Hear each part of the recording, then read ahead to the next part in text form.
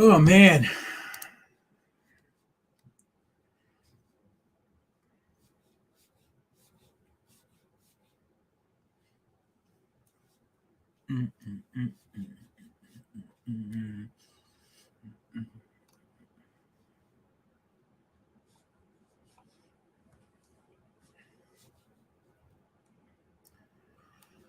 It might just be me talking to the ether today.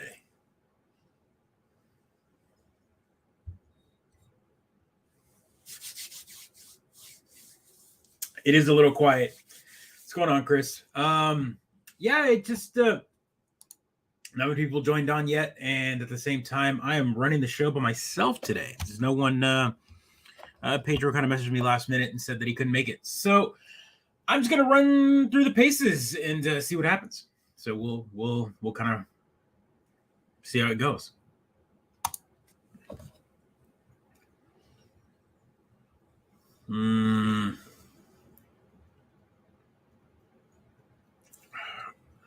Good topo.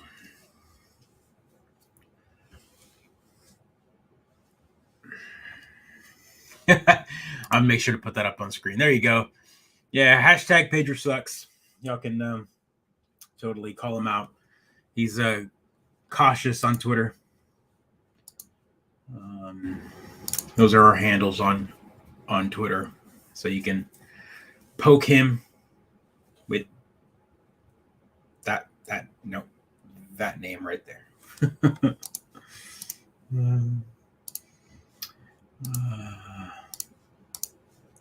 Would join, but I need to work for another 2 hours. Yeah, man, I appreciate it.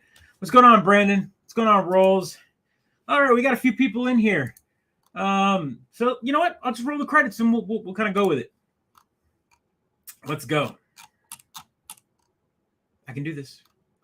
Oh yeah, I forgot. We've got like it's like background music now. You can kind of like put. Here we go. Some. Yep, have some of that going on in the background and keep it. Anywho, let's kick off the credits. That's a new feature for StreamYard. So, anyway, let's go.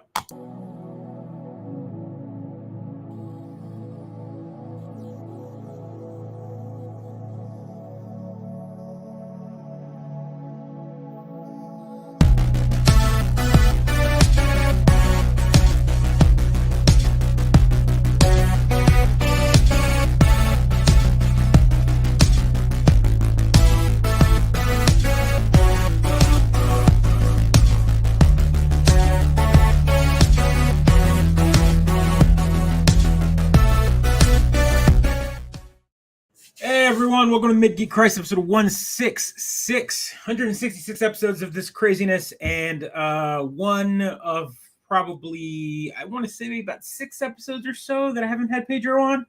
So, welcome. I'm running solo tonight. I would have canceled, but I felt bad about doing that because I was totally capable of doing it. And Pedro kind of messaged me right around 5:30-ish, almost 6 o'clock, saying that he was cutting out, and I was like, that's fine. You know, he's never obligated to do anything. That's right. Only the best 6, right? Now, I promise you today's probably going to be boring. It's going to be hard because usually when I got someone I'm talking to, I got to pay attention to the chat to kind of reply to you guys. So this is, I'll talk about some topics. There's some stuff that came out going on, and then we can kind of bounce the chat around, see how it goes. We might not make it the full hour, but, it is how it is. It is how it is. Life is hard, man. He doesn't. It's almost like I got to get him every other week now because it's like I take it out of him. But don't worry, he'll make it up to me. He'll make it up to me. I'll bring him on to do something silly like a Star Wars rant episode or something. Brandon, that's a good call out, man. Oh man, Everquest 23rd anniversary. Jeez.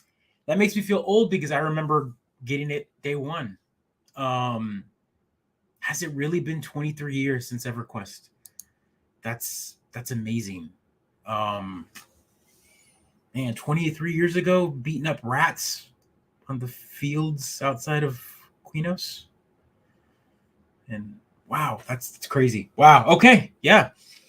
I'm wondering if I'm pretty sure they've probably nuked old accounts, right? Like, there's no way that I could probably find or recover my old account and log in. I can't imagine that my druid is still sitting out there,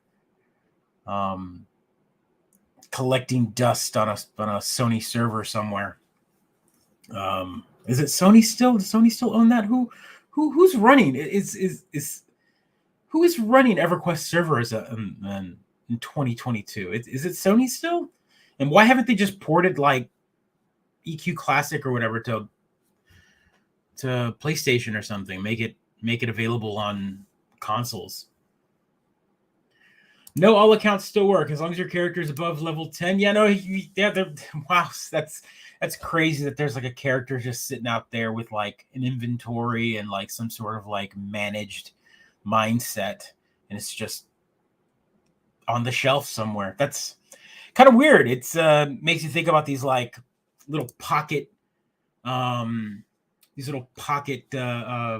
communities and things that you kind of leave behind, and just seeing them gone is or you forget them or whatever is weird. Let's put on some of this lo-fi in the background here. Yeah, have something in the background there. Yeah, man. So yeah, that's cool. It's good to know. Second longest running MMO, even after Ultima Online. Their anniversary event starts tomorrow. They've been running on tests for 2 weeks. That's pretty cool. No, that's cool to hear. I mean, I'm thinking about like Ultima Online and whatnot, and I know that I think they're still around, but they're kind of legacy. Like, I don't know, just EQ was one of the, if not the first 3D world MMO, right? I might be wrong on that, but I feel like it was the first polygonal 3D third person, or yeah, I guess first person, because it was first person, right? Until you backed out the camera or whatever. And I don't know. Interesting. That's kind of I wouldn't have even thought about looking up on that. I haven't read any news on an MMO like that in years. I mean, I stopped playing WoW at least over 10 years ago. And I remember when I started a job recently, someone told me, it's like, oh, come and join and pick up a WoW account. We still play. And I picked up a tune on their server and I started up again, and I just couldn't get into it. Like the gameplay style just felt hard to get into again. I know that the last time I jumped in, it was definitely after probably some of the last few expansions, and even on WoW, I remember you were able to kind of accelerate. They even gave me like I bought the expansion and they gave me a free like level 50 or level 70 or whatever character to kind of start with, and I could never turn that on. It's still sitting in my inventory as a care boost to boost me up to that, because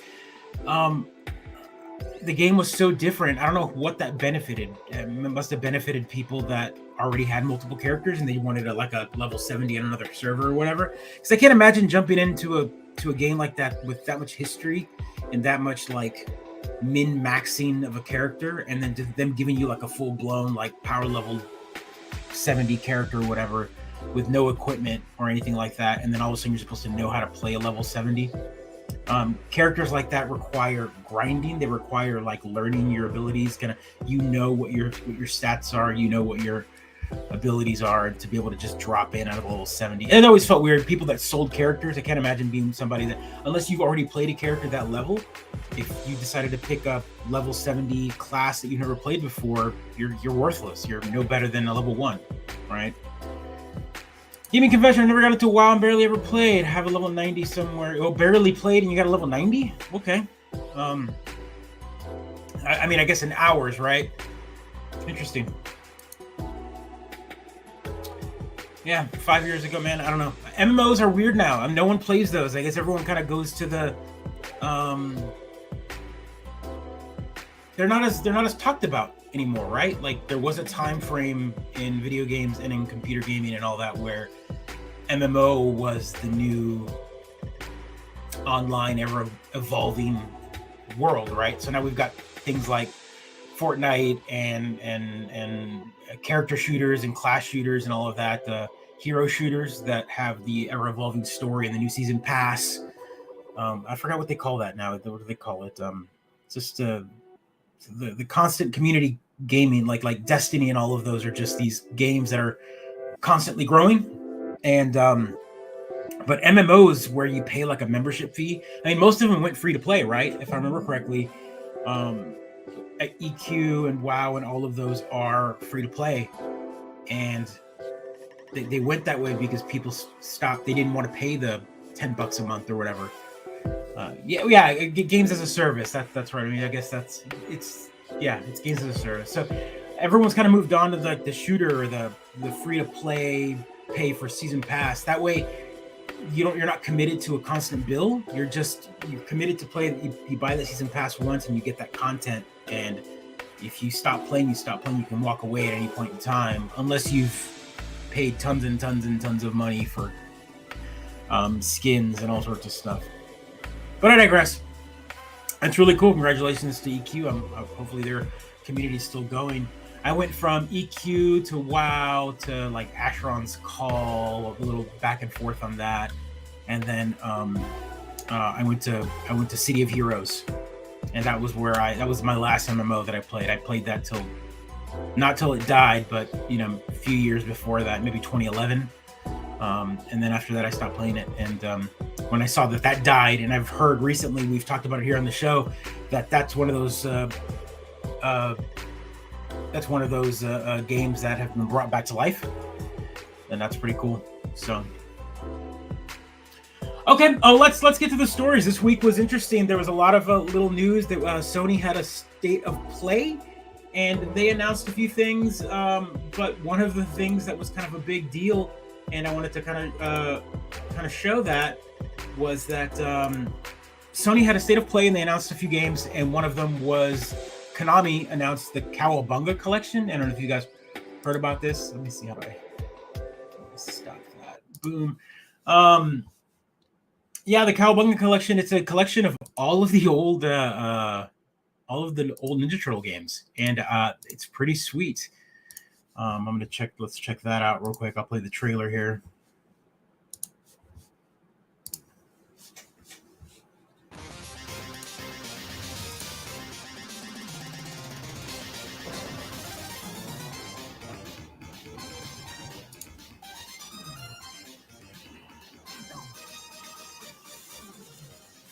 This is pretty sweet. I mean, there will be a physical version of this, so you'll be able to own this, and we'll talk a little about the thing that they've announced here, because it's quite a few games. I want to say it's 13, 14 games or something like that, and then like multiple versions of each game, depending on what you want, including Japanese language ones.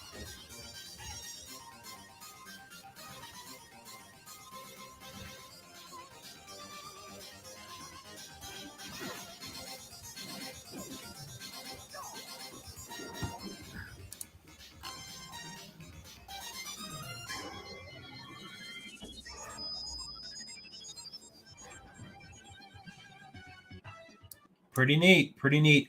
So Konami, which is not known for releasing anything nowadays except like pachinko machines and sad dreams, right? Breaking everyone's heart with no releasing of new titles for franchises that they own. They just re-release a lot of stuff. They take a lot of beloved franchises and release mobile games that are broken or monetized. But this is one that I guess they could just pull out of their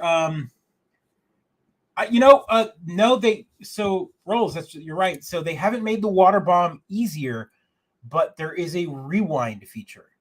So what you'll be able to do is you'll be able to play, as you're playing and kind of going through, you'll be able to rewind and kind of, if you hit anything you keep losing, just kind of keep rewinding until you pass it. I mean, it's a small consolation, but I think you can do save states as well. They're going to have some method of like save states. So you could probably save right before you jump in off the dam into the water. And then, like, if you die, you could just kind of reload that save and just keep playing so you don't lose that turtle. Right? Because if anyone remembers the original NES, which I actually beat last year all the way through for the first time in my life, I never actually beat that one. I made it past the bomb stage. When I was a kid, I did make it. I was good enough to pass the bombs. consistently after a few times. Like I remember that being a very frustrating part, and then I worked on it, and I think I could make it without losing a turtle eventually. But then the next level, which was it was like a maze. There was a spot in that level that I vividly remember not being able to pass, and I mean, if I could load up the game if I could right now, but there's a spot in the game where you have to get out of the van. It's in that third level, and you go into a manhole, and the way to get past it is you have to go through this manhole to get to the other side and get out the other exit, and then get some gas or get some stuff, some barrier breakers that you attach to your van so you can break the barriers to kind of go through this maze. And there's a spot where it's a platform and then a brick wall in the middle, and you have to jump from one platform to the other, but the brick wall stops you. You have to, it's almost like a tap of the NES button, because if you held it too long, you jump too high. You kind of have to like tap it and just kind of do like a small jump to get from one ledge to another. But there was an enemy on the other side, and I remember if you jumped, you could barely make it, and if the enemy hit you, you'd bounce back and fall and die. And it was that game was brutal enough that you couldn't swim, or you couldn't, like, there was just a pit there, and if you fall, you'd immediately die. You lose a turtle, and you only had 4 turtles, right? So yeah, TMNT was notoriously difficult and awful. Actually, I honestly think it's an awful game. I have nostalgic memories of, because I was a big Turtles fan at the time, but I don't have nostalgia for the gameplay. There's nothing in that game that makes me happy. All the characters are really weird. Like the weapons are weird. Like, what is it? Leonardo just kind of spins a sword, and then like everybody is like down attack and up attack kind of like goes through the, I don't know. It's weird. Yeah, right, exactly. Like you had just gotten out of an underwater level, but then you fall in water and then you die. Absolutely, like bizarre mechanics, right? And then the game had like an overworld mode where you kind of drive around, and then so that was a maze, and you had to, I don't know, it's a mess. I passed it this past year. I did use a little bit of a guide to kind of go through and kind of refresh my memory, right? But yeah, so the ending to that game, I vividly remember at the end of the game, what made me laugh is that that ending to the game is the moment you beat Shredder, or you defeat Shredder, Splinter says, I mean, I kid you not, the ending to this game is, let me see if I can find the ending. The ending to this game is basically like, you have defeated Shredder. I can now like stop being a rat or some crap like that. And all of a sudden he just turns human again. Like that's the end. Like somehow or another, he was always able to turn human again. And it was just a weird ending. Let's see if I can get this playing here. Yeah, so this is the ending here. Yeah, they capture Splinter here at the end, and I think you fight, I think it's Mecha Turtle at the end, and then you defeat him. Oh yeah, you have to defeat a few enemies. Either way, you go through the Mouser, Technodrome, right here, and then this ending, once you beat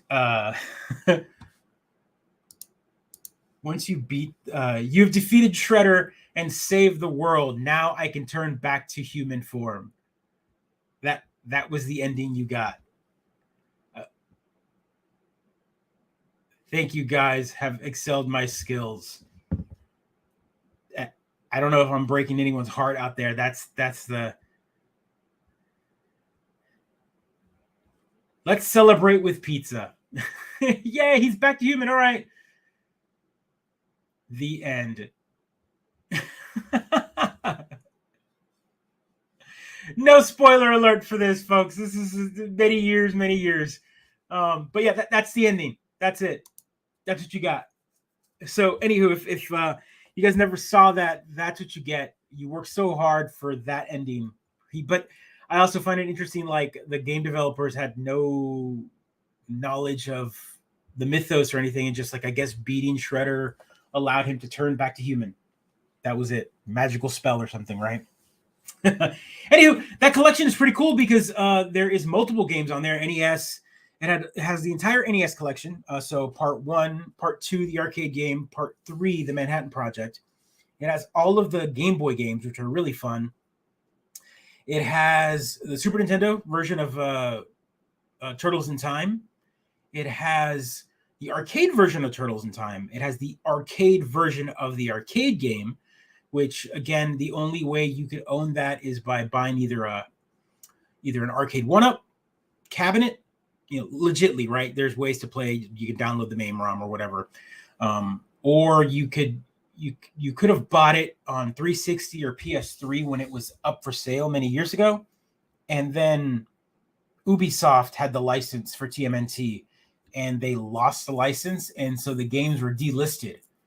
And so I think it was to the point where they delisted them enough that even if you had bought them, you couldn't re-download them, if I remember correctly. So you basically lost your download ticket. They didn't let you they had to delist the entire data because the license reverted back to Konami. And there was also a remake of Turtles in Time called Teenage Mutant Ninja Turtles Reshelled that came out on 360. And that was a weird one because it wasn't liked, because they kind of took the Turtles in Time game that everyone likes and then made it in 3D, and a lot of people didn't like it. So this was an Ubisoft kind of port of the game, or a remake of the game, and a lot of people don't remember this, but this is it. This one is not in the collection, but again, this is one of those lost games now because you can't buy it. It was digital only. They never released a physical copy of it. And yeah, so if you've got maybe like a hacked 360 or a PS3, you can find a way to download it that way. If you purchased it way back in the day and it's still on your old console, that's a way to still have this game. But yeah, that there is no other way to play this particular version of Turtles in Time anymore. And I mean, you can see the gameplay is weird. It's got like a low texture 3D version. It's not a terrible game. It controls a little funky. It's like they didn't want to change the mechanics too much, so it controls a little funky, but it's not terrible. I owned it. I dig it. I think it's still in my tickets that I can re-download, but I can't. I own it, but I can't re-download it on a 360 if I log in with my account. So, but there it is. So that's another funky, weird game that's not in the collection. But what's interesting is they also added TMNT Tournament Fighters. So if you're familiar with those two games, it was the fighting games for TMNT, and they are releasing both versions of that. And if anybody remembers, the Genesis version is terrible. It is a terrible, terrible version. And the version on the Super Nintendo was actually pretty good. So Tournament Fighters is, it's a way to kind of own those games. A lot of those games have gone up in value. If I remember correctly, like Tournament Fighters on like NES or whatever is like worth a couple hundred. Turtles in Time is like $40-$50 on its own. This collection will be $39.99 digital. There will be a physical copy available. And it gives you, again, like 13 plus games in multiple languages and in multiple versions, right? So the arcade version, again, that's the only way you'll be able to repurchase the original pizza place arcade machine to play at home, 4 players. It'll be on, all 3 versions, right? You're right, Dan. So it was the NES version, the SNES, and the Genesis version. I mean, go pick it up when it comes out. $39 isn't bad for that many games. If you're a fan of Ninja Turtles and have any nostalgia for these games, it's a good way to own them. If you want to buy physical, there will be a physical copy up for pre-order soon. Brandon, yes, I have. The RGH3 hack isn't hard to do, but you still need to have a programmer, and you still need to go through the process of using JRunner. And there's a couple of other things as well that need to happen. But we could talk about it another time. But anywho, so yeah, we're getting a TMNT that was announced. That was probably my most excited thing about the state of play that they had that Sony announced. It is not exclusive to PlayStation. It is coming out to all consoles, so that's nice as well. Let's see what else. Oh, that's right, and of course all the Game Boy games. So Fall of the Foot Clan, Back from the Sewers, and Radical Rescue will be on there, and it will be available on PS4, PS5, Steam, Xbox One, Xbox Series X and S, and Switch. So coolness. Let's see what else. What else here? What else was announced? I don't remember what else was announced. I think that was it. That was the only thing that really called my eye on the state of play. No Amico news this week, Dan. From they're kind of keeping quiet. They've kind of peeved off a lot of people. A lot of the YouTubers and big voices for them have abandoned them. There's a couple of people that I follow. I don't remember their names, but there's a lot of individuals that really kind of threw their money into the ring to kind of follow them, and they were really big, boisterous voices on YouTube. Really happy, really kind of showing them Amico, send them like promotional NFT. What is it, the NFT? NFC versions of the physical game. Physical. What I mean by physical, we've talked about on the show. They're essentially boxed, like old style in television boxes with an NFC card on it, and that NFC card you'd scan it on the system, and the system would then download the game, and that was a token key that belonged to you. So it was weird because it was physical but not physical. It was just a way to buy it. Yeah, so I mean that's the only thing, and so they sent all those to all these YouTubers, and there's a couple of YouTubers that are just angry, and they've canceled. They've made videos on them saying that they've canceled. They've lost faith. Not that the 50 different clues that were writing on the wall didn't tell them, but I think these final few steps that they made really ticked everyone off. So it's a dead project at this point.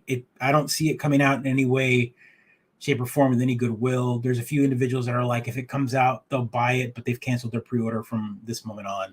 And that's sad because as much as I was not a fan and I ragged on it, I didn't want to not see it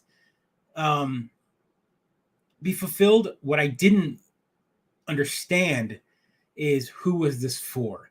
And one of the arguments that I read online about this whole fiasco has been that when this was announced, it was 2 years ago. And these were families with kids that were younger that bought it, and they bought into it when these kids were younger. These kids are 2 years older now, 3 years older now. And these kids have moved on. They're not the age that maybe the parent thought these kids would enjoy things at. They've moved on to maybe other systems like a Switch. They moved on to bigger games as services like Fortnite and Minecraft. And, they've discovered the Mario Party series, or they've discovered a Switch and they've seen all of the new sport titles that are coming out. The Wii Sports series again is coming back. So we're getting a Switch Sports Resort compilation thing with whole new games and stuff. I mean, there's all sorts of things out there for family play that I just can't. If you bought it 2 years ago thinking that you and your kid were going to sit down and play it, that kiddo's moved on. And not saying that if you bought it, your kid wouldn't play it, but it would totally be a novelty at this point. You'd buy it, you'd receive it, your kid would be like, this is fun, and then they move on. So what's better, everyone cancel their Amico and get their money back, or everyone getting their $400? What's funny about that, Dan, as well, thank you for bringing that up. This past week, last week, I think I sent a message to Pedro right after the show. Micro Center, go check it out. Micro Center has the Atari VCS entire package on sale. I saw it as low as $250, $199 to $250, I think it was, which is the system, the controller, the old retro style controller, and like a couple of other things, like a paddle controller and something else. It was like the entire bundle pack. So it looks like Micro Center, one of the big distributors that were kind of being the face. Atari has had multiple products on their shelves at Micro Center. They've got the big tank stick that I bought last year. They've got a couple of Raspberry Pi systems with the Atari branding on there as well on the shelf, and they were one of the one places that you could walk into and purchase an Atari VCS. And so they fire saled it. It looks like they sold the inventory, and if they, Chris, I said that I would have probably paid maybe $150 for it, only because it's got rudimentary kind of it's a Ryzen chip, it's an AMD APU chip in there, and it's got a NVMe slot, and it's got a couple of upgradable RAM ports and all that. So essentially, you could crack it open and build it, make it a nice. Plus, the case was actually really nice. That's what makes me angry about the Atari VCS. Is that here's a product that actually was a good looking product. It had a really nice aesthetic to it. I don't know who it was for. Who was this system for? If you had told me, if they had said, hey, we're going to ship this thing, it's going to be $150, $200, and it is a set-top box. You're going to be able to download Netflix on it. You'll be able to tie it to Steam and play your Steam games on it right out of the box. But at the same time, we will have a marketplace. We've partnered up with all these, but that's not what they did. It's like they said that this was supposed to be kind of the new branding to Atari, and you'll be able to download it. I don't know about you, but I could play Atari games anywhere now. Like every system out there has some sort of Atari compilation, right? Like a 3DS, a DS Lite, you name the system, handheld, the Switch, PlayStation 2, PlayStation 3, they've all had Activision and Atari compilation discs made for them. So there's no shortage on how to. It's kind of it's like Sega and the Genesis collection, right? Like if you remember a Genesis collection, it feels like we get a Genesis collection for every system that comes out. I think the 360 had a Genesis collection. I don't think the original Xbox, but I think in the PS2 had the Sega Ages collection, so you could buy a couple of repacked games, and they've always had Sonic collections, Sonic Mega Mix or Sonic Gems collection. I can't remember what it was called on PlayStation 2, but then PlayStation 3 and Xbox 360 had a Genesis compilation, and then they re-released another one for 4, and then now they've got one on Steam, and so it's just kind of one of those constant re-releases. They've got multiple systems by At Games, and a couple of other handheld versions of the Genesis have just been released. So again, it's one of those Sega really kind of whores out those particular titles over and over again.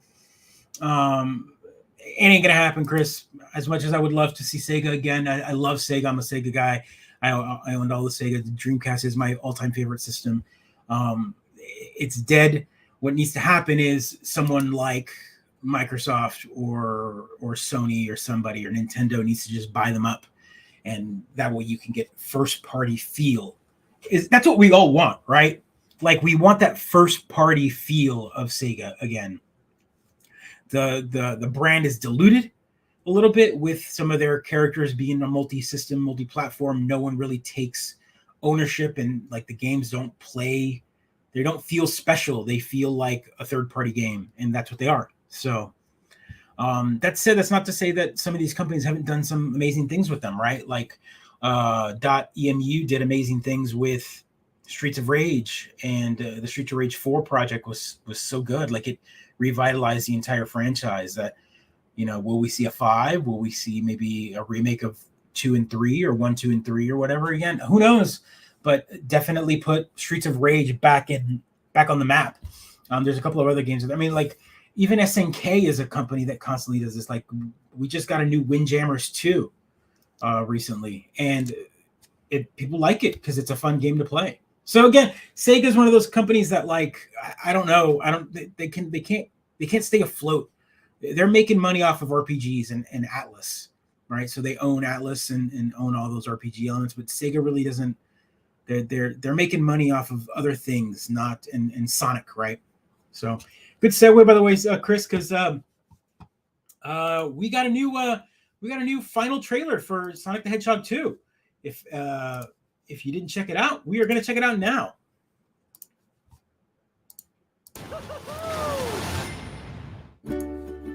These rings signify the commitment. So help me, Thomas. Sorry. Life or death situation, I need you to use the ring to save me, right now. Oh my God. Oh boy. Hawaii. Just hope we're not too late. Oh Lord, there are two of them now. What's happening? Okay, quick version. Robotnik is back. I discovered the source of ultimate power. We need to get it back before the world is doomed. You brought some kind of space porcupine. I am an echidna warrior. Hedgehog. It's time to say goodbye to humanity. Welcome to the new norm. This is your moment to be the big hero. Bad time to say this, but I don't actually have a plan. Hey, you got a little something on your... belly. Someone call an Uber? It's cold in here. Let's turn up the heat.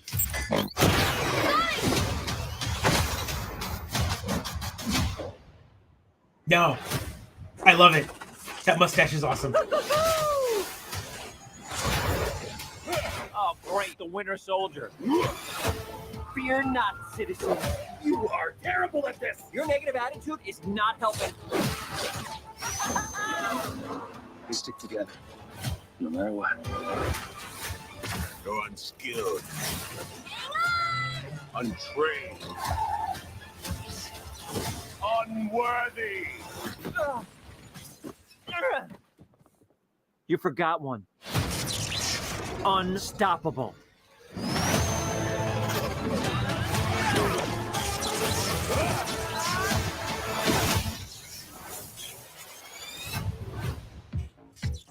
Stand still and die. For a guy named Knuckles, you are really bad at punching.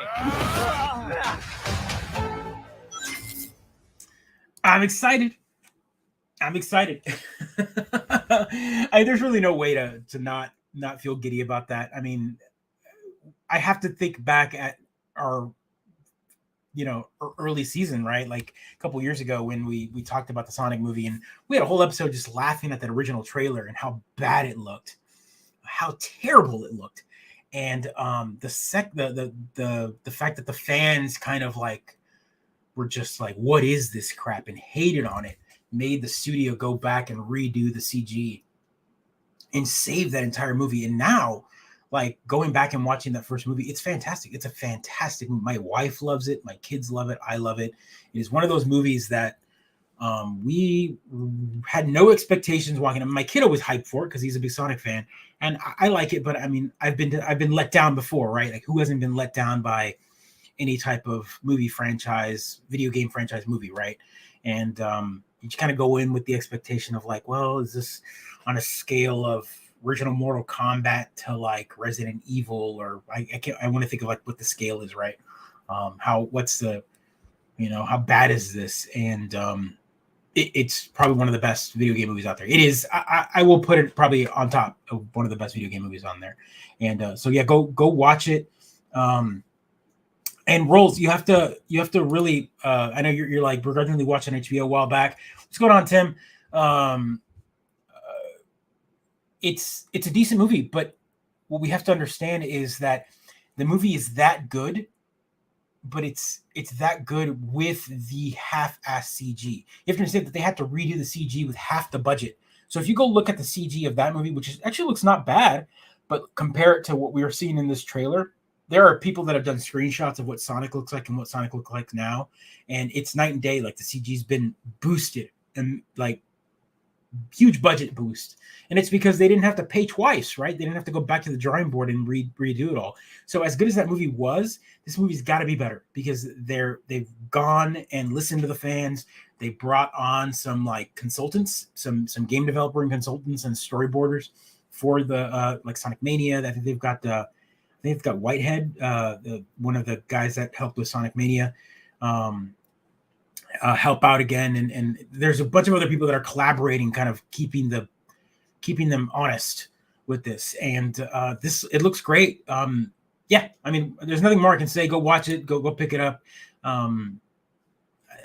That's two. Like, we had Sonic and then we had Detective Pikachu, two video game movies that are actually really fun to watch and good family flicks. Yeah. So I'm excited for this. This looks great. Oh man, what else? Oh, just FYI. I mean, I know there are other ways of getting this for sure, but Spider-Man: No Way Home is out on video on demand as of today. I actually bought it on video on demand. I picked it up. It's like $20 on Amazon and iTunes and all the other ones, and wanted to pick it up because I know my kiddos wanted to watch it. It makes it easier for them to pick it up and watch it on their iPads or whatever else. But there we go. It's out. It's digital. I was actually watching a little bit of it right before I started the show. So yeah, go check it out if you've been interested. If you haven't seen it, go. I've talked to other friends. I was kind of meh on Tom Holland and him being Spider-Man, and right. I'm loving this too. Like it wasn't that long. Like this one was probably the longest gap I've seen in a while because I saw this in December, right? So back in Christmas, and the fact that I had to wait this long is pretty interesting because they wanted to really milk it at the theaters, and they did. It made all sorts of money. But we are getting, like I said, we're getting Batman. We're getting the Batman on April 19th, 18th. Right, 18th, 19th. But either way, one of those 2 days on HBO Max. So that'll be free on HBO Max for 30 days. So yeah, that's pretty cool. But yeah, go check it out if you've been holding off or didn't get a chance to go to the theater when it was out of the theater. Go pick this up. $20. It was worth it. As I was trying to say, Tom Holland and me, April 16th. Thank you, Tim. Thanks for correcting me there. So April 16th is I think that's a Tuesday, right, or Monday or Tuesday. Either way, whatever. April 16th when we're getting it. I was not as thrilled with Tom Holland's rendition of Spider-Man. I didn't mind him in Civil War because we didn't have really an origin story. I just assumed that it was the same origin. And then when we kind of saw him in his own movie, what is it, Homecoming, and then I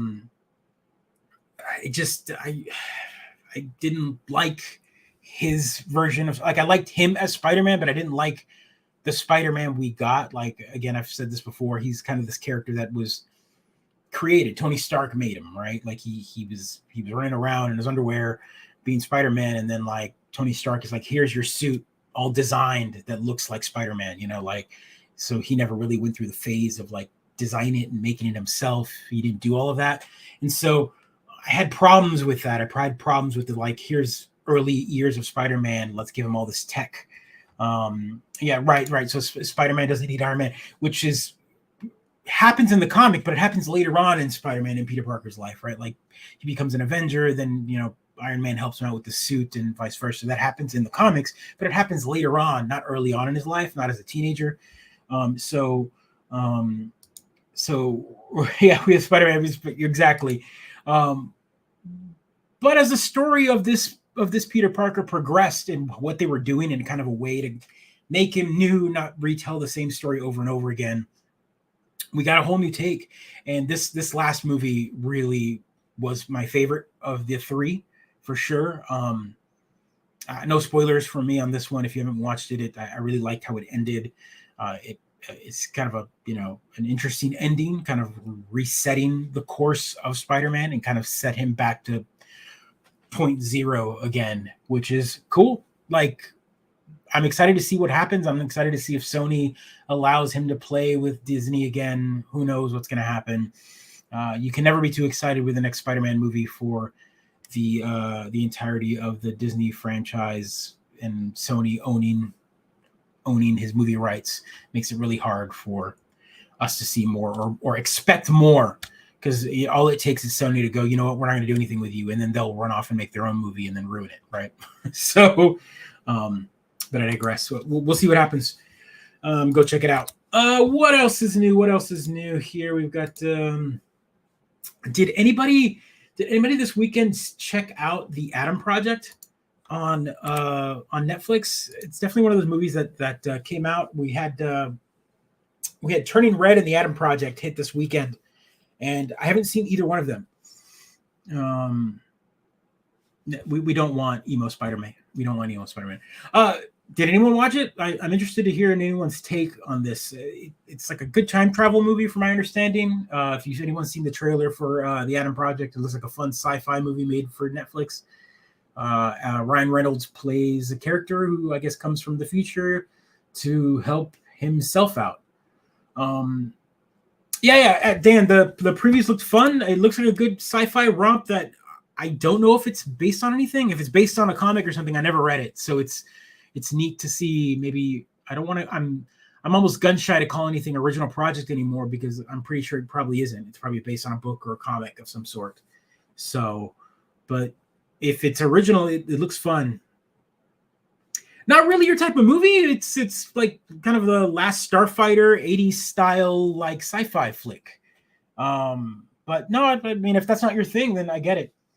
Okay, not it's all right, nothing awesome, but not bad. I mean, I'm okay with that. We've talked about it on the show here. I'm a fan of.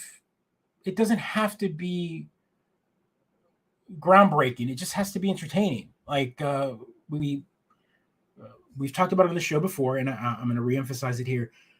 We no longer have middle of the road movies anymore, right? Like we either have to have, multi-million-dollar record-breaking movies, or you have to have, or they're completely and utter shit, right? Like it's Marvel and everything else, right? Like it's got to have the Marvel budget and the Marvel money back for theater or nothing else. And so it's always refreshing to me to see like a sci-fi movie. Like I just think back growing up and seeing these movies that came out and none of them made a ton of money back then. Even like things like, again, I mentioned it, like The Last Starfighter, for example. I remember seeing that as a kid, and that's just a sci-fi movie. It's just a sci-fi movie. It's no, there was no expectation on this being a blockbuster or the summer flick of the season or whatever. It was just a movie that came out, and it gained notoriety when it became on video, and it just became kind of a cult classic. It's hard for cult classics to become cult classics nowadays. They're either critically panned, and then eventually they get kind of a life as being a bad movie, and then you have to be the one person that's like, well, I really liked it, and then you're defending it, right? So movies like this I think we talked about it also on the show here, where Netflix might be the place for that middle of the road movie, a movie that'll come out where they're not expecting big returns from the theater, but they just want to kind of maybe start something, and the Adam Project might be that middle of the road. Absolutely, Rolls. You're absolutely right. We kind of drove it that way, though. The studios are now catching on to us and wanting blockbusters that 80% moviegoers out there supposed to, not for the Oscar. Right, but it's almost double, right? Like we either, like I said, we either want the blockbuster or it sucks, or we want the super artsy Oscar movie, the movie that's like, what was that movie that like everything about the trailer made me angry, because whether it was good or not is right. What is it? Pineapple something or pizza something or some movie, some really independent movie with that came out recently, and it came out in the fall. No, not Pineapple Express. It was some other movie. I'm gonna totally like look this up. There we go. Licorice Pizza. Didn't y'all see the trailer for this thing when it came out? Who's the director on this? It is it's a Paul Thomas Anderson movie, right? So you're already expecting that like small town, middle of America, sepia filter weirdness with like quirky characters and quirky writing, and it's like made for Oscar bait, right? Like it is like 100% art house Oscar bait movie. And any of those movies that come out around that time are like that. So right around the fall, like post summer, everything that comes out around that time between summer and Christmas, anything between that is usually like the art flick or whatever that's catered towards the award-winning genre. When you say that's what we drove them to, I think that's what I believe in. We either they have to be those movies where they won't make big money, but they're going to win the awards, or they're the Marvel movie, right? Or we call them Marvel movies now because Marvel's the only one that can compete nowadays. And again, it's not about being artsy-fartsy. There's a lot of movies like that I enjoy, but we make them that way because they have to be released that way. A lot of those movies end up being mediocre and they become cult classics, but they're almost the only way the directors and the writers can convince the studio to make the movie is they have to Oscar bait it so that the movie can get put into theaters, and then that doesn't happen. Yeah, kind of. Yeah, Napoleon Dynamite was another one. Yeah, I mean, but that was also kind of a comedy. I don't remember when that came out again. It's a weird one, and it won awards, but at the same time, I don't know. It was early on. I thought like Napoleon Dynamite's like 12 years old now. I think it's something ridiculous. I think I saw like it was like 12 or 15 years old now, and like that we're still early on in those days. Not saying that we weren't doing it then, but we now we really do it. Like it's right after summer, all of those art house flicks come out, and they all come out right at the same time. 18 years, yeah, Dan, 18 years, man. Like I can't believe I read that like, oh, Napoleon Dynamite is like 18 years old or whatever, and I was just like, I can't believe that it's almost 20 years old. It is old enough to enlist now. Like I can't comprehend that. But yeah. Either way, yeah. I'm gonna go check out that Adam Project. It looks like a middle of the road sci-fi movie, and it could be fun. Speaking of other trailers and big blockbusters and things that will never die, Star Wars, Obi-Wan released their teaser. I wish Pedro was on here because I know that he just kind of cringed when he saw the trailer hit. But let's watch this and tell me what you guys think. And again, it's on Tatooine because it's the only planet that exists in the Star Wars universe, by the way. The fight is done. We lost.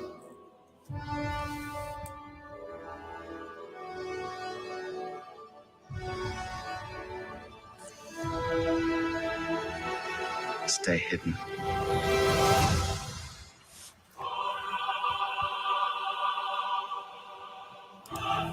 That's right, Dan. The key to hunting Jedi is patience.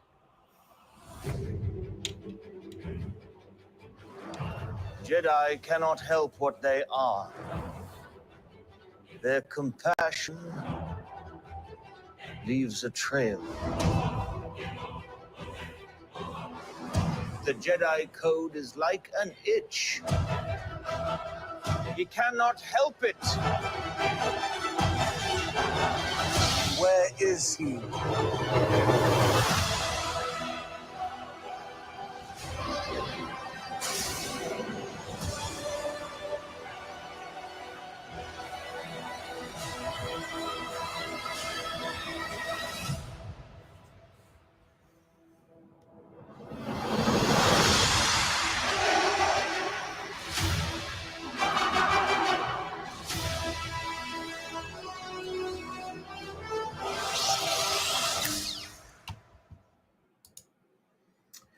So yeah, there we go. I'm excited for it, man. Like this is one of those. I think everyone wanted this. Everyone's been asking for this. Everyone wants to know, but at the same time, a lot of people don't know, don't want. Like Pedro is definitely in the camp of like, I don't care. He doesn't care what happens. None of it matters, obviously. And to a degree, he's right. When you really think about timeline-wise, like obviously nothing important happened, because if something important happened between the time that Obi-Wan gave Luke to Aunt Beru and Uncle Owen, then we would know about it, right? But no one, Chris, it ain't gonna end, buddy. I mean, you could turn it off. You could turn it off. You can ignore it, but it's no longer for you. What's funny about this, guys, this conversation was funny because I was reading some articles, and they had an interview with Ewan McGregor, and he was talking on Entertainment Weekly how there is there's like this new fondness, like there's a level of positivity from the prequels, and I'm gonna gauge it here on just from chat, folks. I personally think the prequels are worse than the new ones. I said it. It's on record. I don't like the prequels. There are parts of the prequels that are fun. And there are interesting things that happened in the prequels because we knew that they were supposed to happen, right? But the interesting choices Lucas made, the really weird racist aliens, like for example, Astronaut, you're right. They're both bad. They're both bad.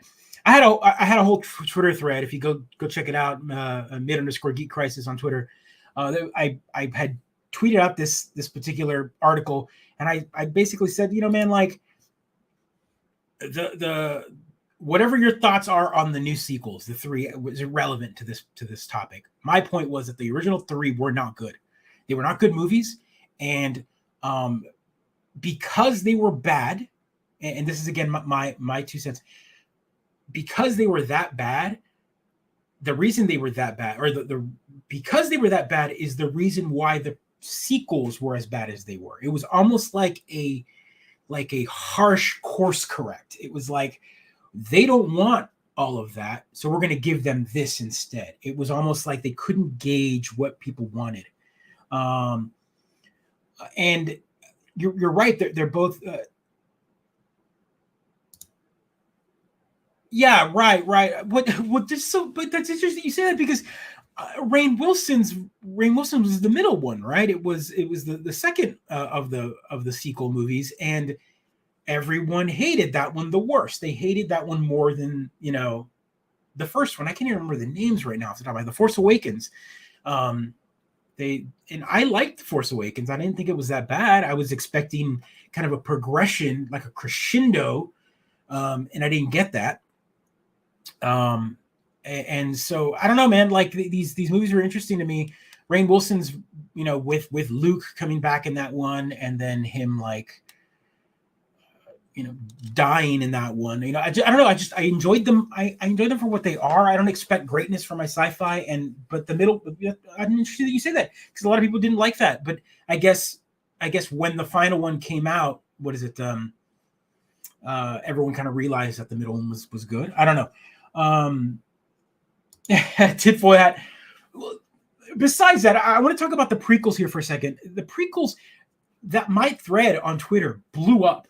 Like, it blew up, and like massive call outs towards me, telling me that I was crazy. One individual actually said that Revenge of the Sith, the third one, is the best Star Wars movie.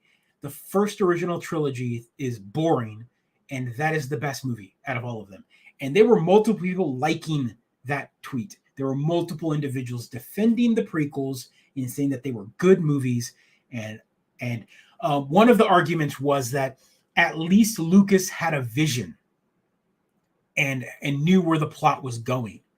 And my argument to that has been, and always will be, that of course he knew where the plot was going. They were prequels. He knew what had to happen at the beginning, and he knew that by the last scene in his last trilogy movie, there had to be Darth Vader. Everything that happened in between those three movies could have been made up, but somehow or another it was a good plot. It was a terrible plot. And the only reason people have good memories of those prequels now is because they had things like Clone Wars and Rebels to fill in the gaps and make those characters fleshed out. You want to talk about good? Clone Wars is good. Rebels is good. Everything that Dave Filoni did with those characters in the franchise, excellent. But the prequels themselves and the movies that George Lucas directed are horseshit. And I hate everything about them.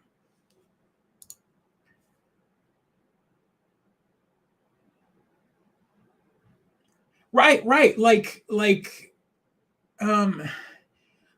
prequels were pre-written, right? Like, we knew what was supposed to happen.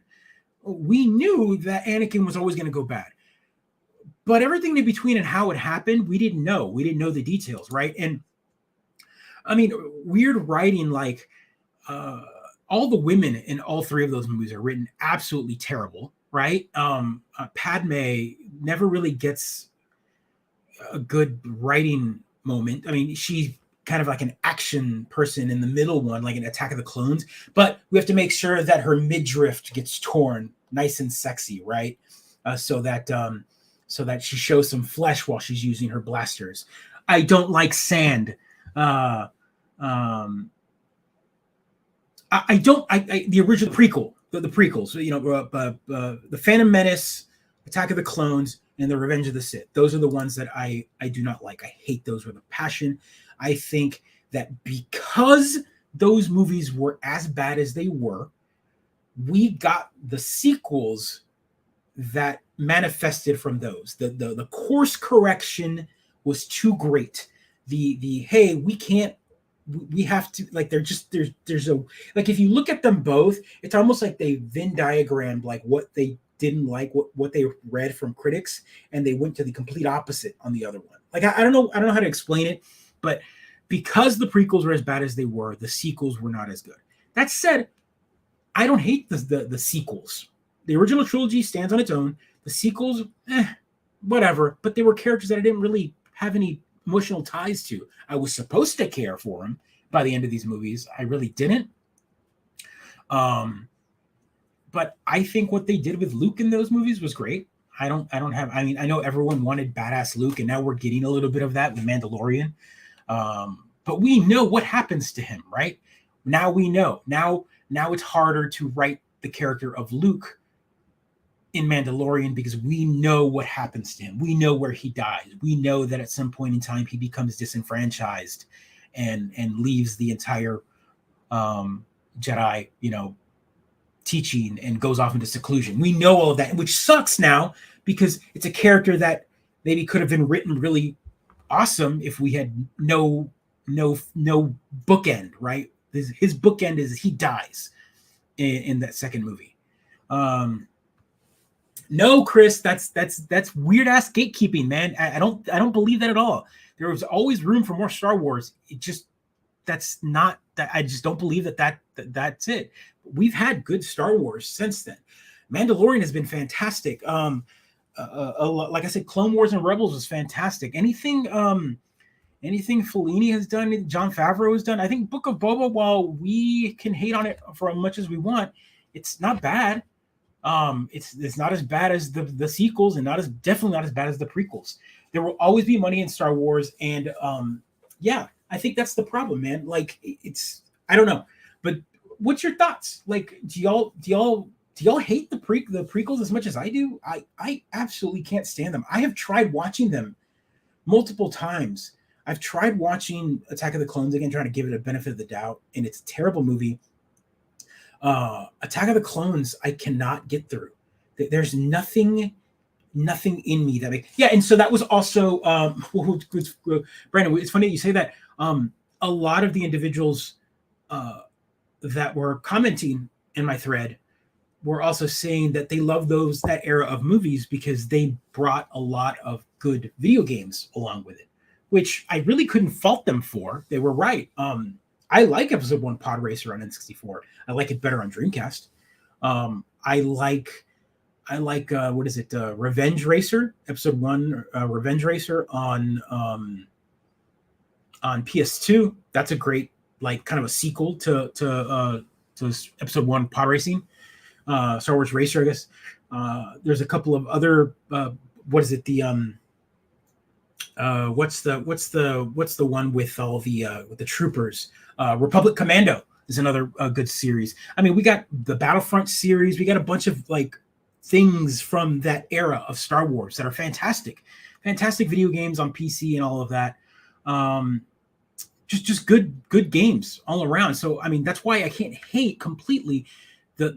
The prequels did revitalize Star Wars and allow them to put more money into it, but there's just this weirdness about it, and I understand that wasn't our Star Wars. I was working at a movie theater when that original Phantom Menace came out, and I remember walking in and walking out of that theater going, what did I just watch? What was that?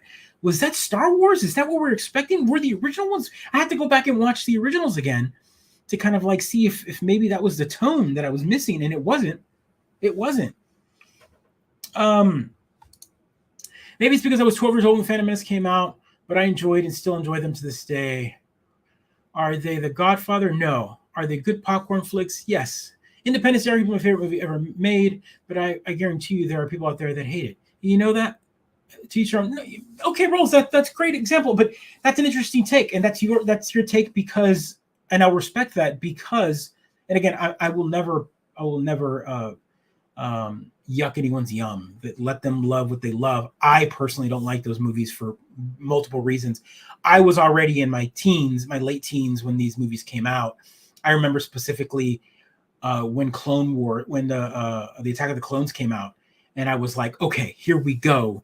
We now have kind of a teenage, if not a young adult, Anakin Skywalker. We're going to see some badass shit. We're going to see some like, you know, glimpses of his power, of his like heavy use of force. Like, why was he such a scary individual? Like his metachlorians were off the chart, right? Like at this point, we're supposed to see this character that was supposed to be menacing yet powerful. Yet what drove him to the dark side? We got none of that, man. These movies were just so bland. He was such a shell of a character, so badly written. And then the third one happened. He was just like, yes, my master, and my eyes turn orange, and I'm going to kill a bunch of kids. Like, his wife was about to have kids. He knew his wife was pregnant with kids, yet he still went in and killed all these kids. Like, just the writing was so bad. There was like from point A to point B, it was like no path. It was just like someone cheated and went to the end, and whatever happened in the middle just doesn't matter. We're just supposed to assume and fill in the gap. Phantom. I was like 18 when Phantom Menace came out, right? So I mean, you're 40. What is it? 43, 44 years old. So I'm 40. So 3-year difference. But yeah, no, I was in my late teens when that movie came out, and but Rolls, you were young, and definitely 12 when Phantom Menace came out. You were just right that age range where like that was Star Wars for you. I mean, Star Wars for me was weird because I was born in 81. And so 83 was the last Star Wars. So I was young. It's interesting for people my age because Star Wars wasn't a thing. Like it existed. It was on tape. But I didn't get the theater experience in the mid 80s because Star Wars was dead, right? And nothing happened until the late 90s. And so there's this gap of time where people have this like rose tinted glasses for Star Wars. And everything between that is like, we just have these thoughts of like how cool Star Wars was. And everything between that time frame, Chris, I kind of am. Everything between that time frame, between 1983 to Phantom Menace, right? Everything between that time frame, the only expectation people had were the teenagers that saw Star Wars grew up and they wrote expanded universe books, and they read all of these expanded universe books and set this expectation so freaking high, right? We had stories of like Luke Skywalker and having twins, and the Solo twins, and their uncle going out and adventuring with Uncle Han, and Boba Fett coming back and killing Han Solo, and Chewie getting revenge, and all of these like stories, and Luke becoming leaving the galaxy and finding a villain way out and like past the outer rim. All of these like things written in this expanded universe that we had in book form, and then these new movies came out, and we're like, okay, these aren't future movies, these are the past, so we're not going to get any of that. But like, now that we've got these writings, maybe we'll get some cool shit like that. We didn't. We got none of that. It was absolutely milquetoast movies. And yeah, I don't know.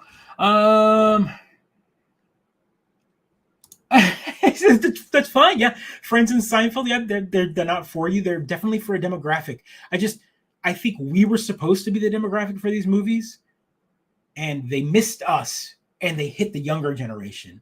And so the younger generation grew up, and they're like in their late teens now, and they all love these prequels, and I do not. And that's, man, that's an interesting take. So Rebels is great. That's a show, but you mean Attack of the Clones, the movie, or the Clone Wars, the show? Again, the show the cartoon, the CG show, and Rebels, those are all Dave Filoni stuff, and that's all great thing. Right.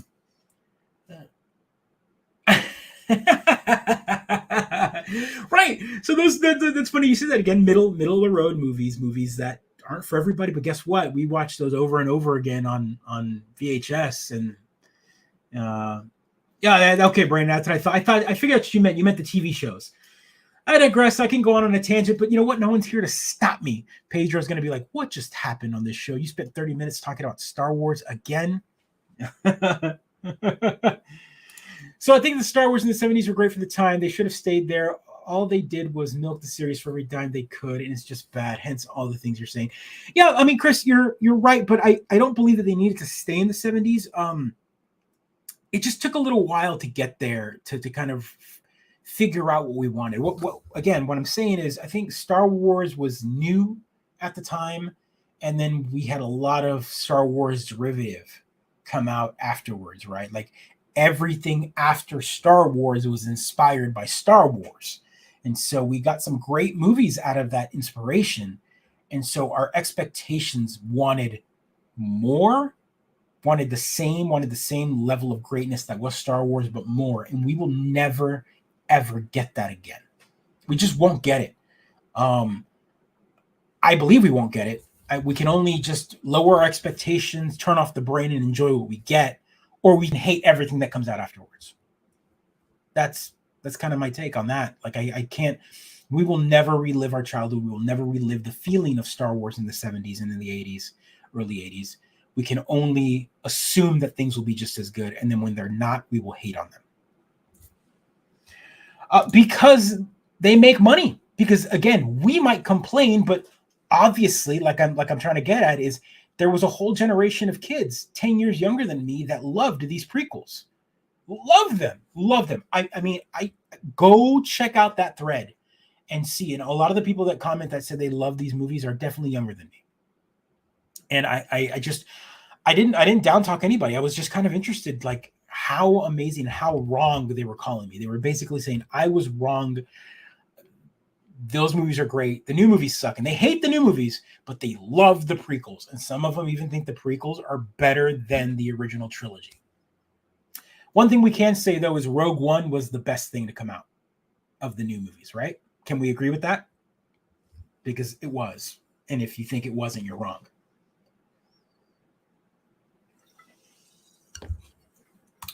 Anywho, not our fault they have zero taste. Yeah, well, it's the Pepsi generation, baby.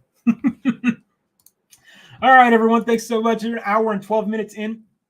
I appreciate it. I kind of went on a tangent there with all of that, but that's what I do when I'm by myself. There's no one holding me back, baby. Like, subscribe, share. We'll be back next week with another episode. I appreciate everyone staying in for the conversation. Star Wars has grossed more. Yeah, it's $10 billion. That's right, baby. Like $10 billion worldwide. And if you look back at the money that the original trilogy made, it's like a couple pennies in the bottom of the collection tray, man. Like at this point, the amount of money that things like Mandalorian and the new trilogy has made for them, for Disney, and for anybody who has any money involved with Star Wars, it's an astronomical, colossal beast. And yeah, that's what it is. Yeah, Brennan, I appreciate you joining. Everyone, take care. Have a good week, everyone. Be kind. Another episode in the can. Take care.